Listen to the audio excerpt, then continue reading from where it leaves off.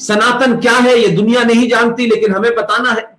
सनातन कोई पूजा पद्धति नहीं है, सनातन शुद्ध ज्ञान है, सनातन शुद्ध एक तरीके से साइंस है।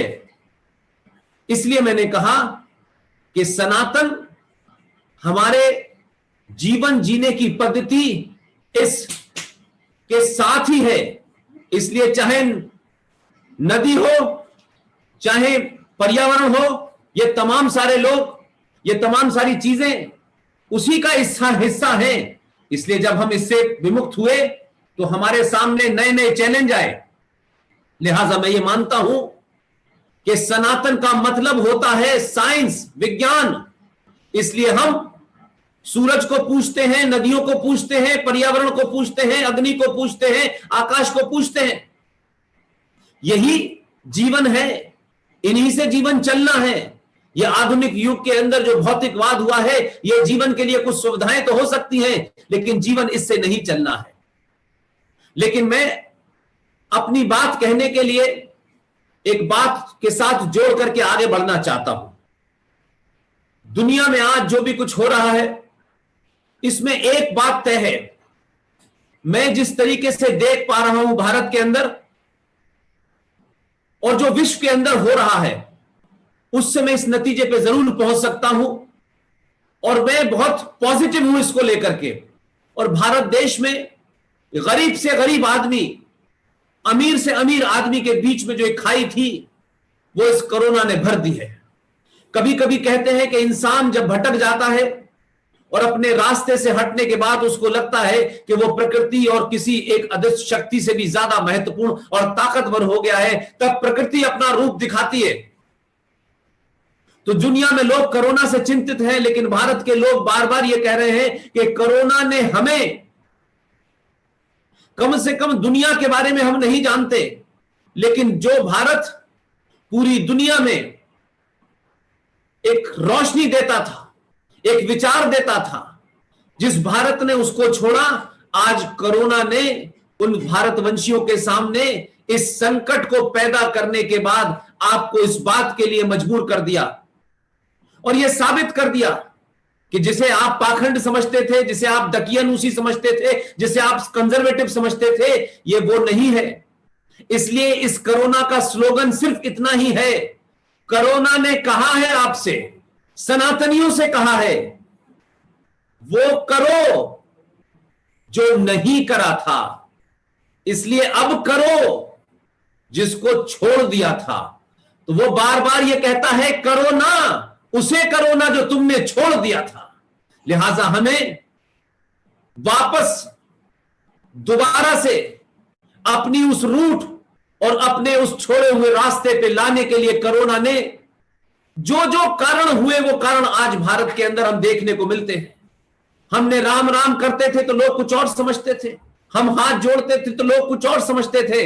आज पूरा विश्व हाथ जोड़ रहा है, आज पूरा विश्व सैनिटाइजर से हाथ धो रहा है, आज पूरा विश्व दूर से बात कर रहा है, आज पूरा विश्व खान पान के अंदर जिस तरीके की पवित्रता रखी जाती थी, आज उस तरफ वापस लौट रहा है। आज प्रकृति के प्रति आपकी क्या जिम्मेदारी थी, वो उस तरफ लौट रहा है। हमारे देश में गंगा नदी, यमुना नदी, सरस्वती नदी, इन नदियों को सिर्फ नदियां नहीं कहा गया।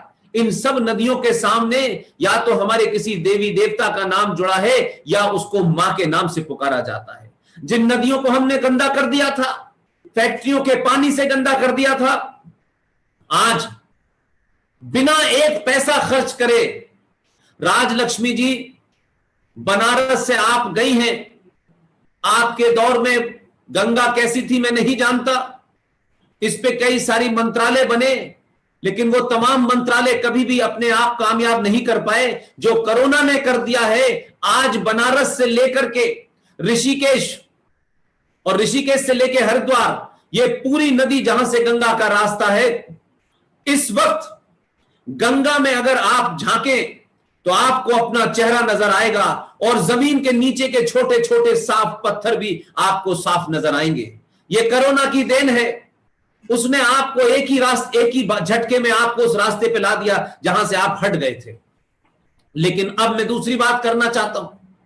मैं सिर्फ यह कहना चाहता हूं कि आज पूरी दुनिया के अंदर, जैसे कि हम कभी कभी मानते हैं कि 1945 में दूसरे विश्व युद्ध के बाद जो अटलांटिक चार्टर लिखा गया, तो दुनिया में एक ऑर्डर बना, कुछ नाटो में चले गए, कुछ वारसा में चले गए, ये पैक्ट हुए, कुछ देश, पूरी दुनिया दो हिस्सों में बटी और यूएनओ बना, कुछ कानून बने, कुछ संगठन बने।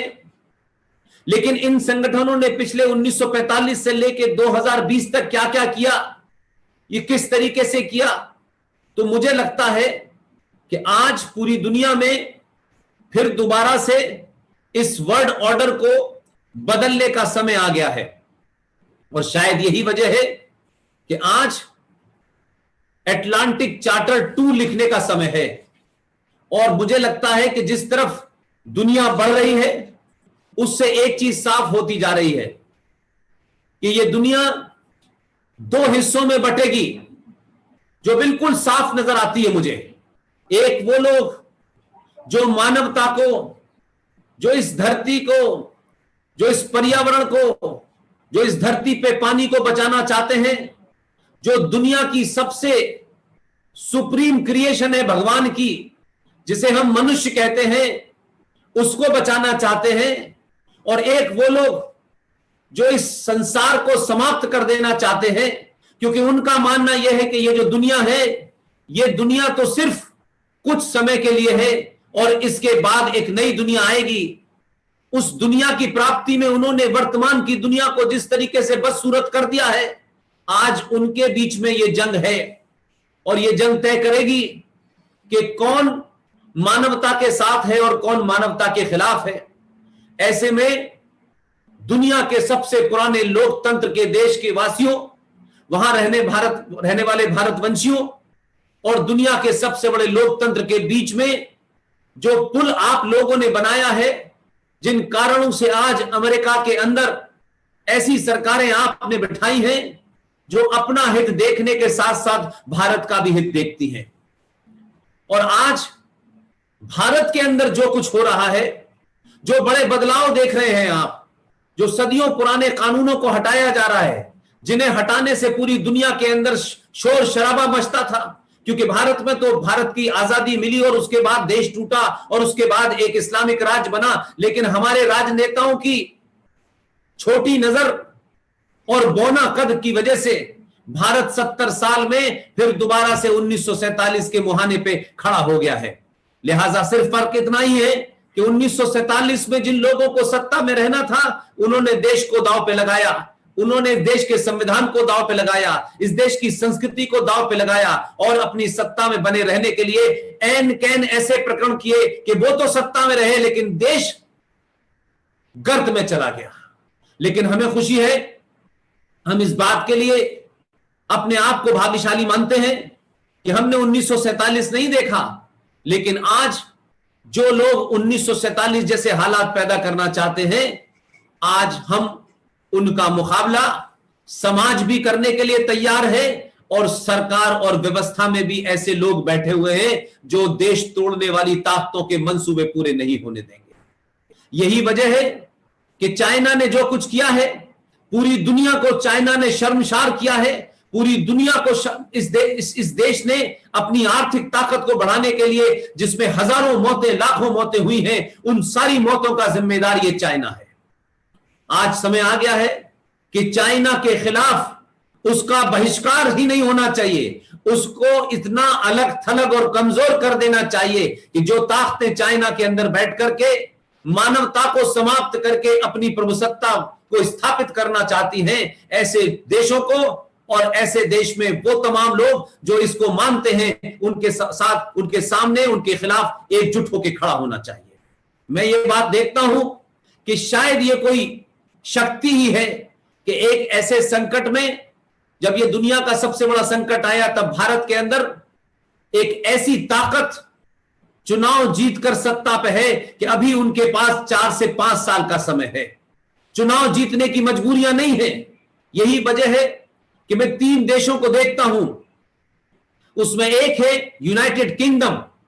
यूनाइटेड किंगडम की आबादी हो सकता है 6.5 करोड़ हो, लेकिन यूनाइटेड किंगडम के अंदर भी जब चुनाव हो रहे थे तो वहां भी भारत विरोधी ताकतों ने, जो दुनिया भर के इस्लामिक देशों से वहां इकट्ठी हुई थी, उन तमाम सारे लोगों ने बोरिस जॉनसन को सिर्फ इसलिए विरोध किया कि बोरिस जॉनसन ने कश्मीर के मामले में, जो भारत का इंटरनल मामला था, उसमें भारत का साथ दिया, और तमाम भारत की जो दूसरी दुश्मन ताकतें थी, उन तमाम इस्लामिक ताकतों ने लामबंदी की और बोरिस जॉनसन को हराने की कोशिश की। लेकिन वहां भी भारतवंशियों के मौजूदा होने से, वहां भी भारतवंशियों के इस बात के का उनको ज्ञान और समय के रहते उन्होंने अपने आप को संभाल लिया।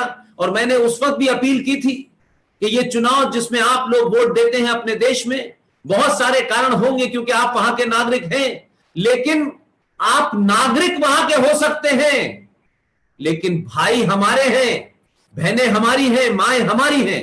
तो मैं सिर्फ ये कहता हूं कि इस वक्त बोरिस जॉनसन भी अपना चुनाव लड़कर मैदान में है, उन्हें भी कोई चुनावी कंपल्शन नहीं है, उन्हें भी वो ताकतें जो कमजोर करना चाहती थी, अब शायद अभी उनके पास भी लंबा समय है।